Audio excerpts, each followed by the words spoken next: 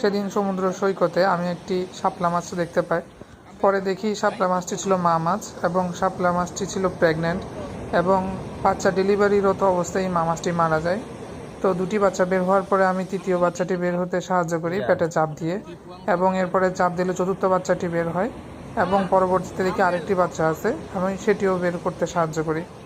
এরপরে আমি দেখতে পাই যে মা মাছটি মারা গেছে এবং ডেলিভারি হওয়া নবজাতক 5টি বাচ্চাই পুরোপুরি সুস্থ।